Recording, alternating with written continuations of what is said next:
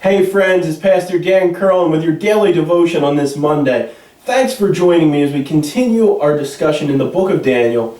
Today we're taking a look at Daniel, the 12th chapter. We're just going to look today at verses 1 through 4. As always, that scripture can be found down in the description of the video. Feel free to pause the video and read the scripture if you haven't had a chance yet this day. Now, we've come to the final chapter of Daniel today, chapter 12. Now, chapter 12 continues to discuss the same period of time as chapter 11 did. The time of distress in verse 1 refers again to this tribulation period. The people referred to in this verse are the Jews, and the Jewish people who come to accept Christ during the tribulation period are the ones who will find their names written in the book of life.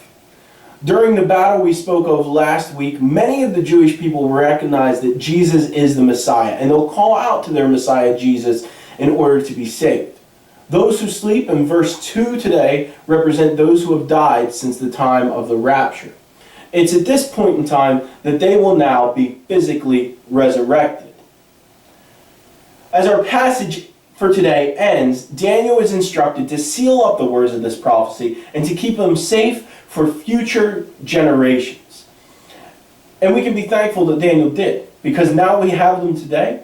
We have the ability to study them, to share them with others, and to use them to deepen our relationship with Jesus and prepare for the events of the future.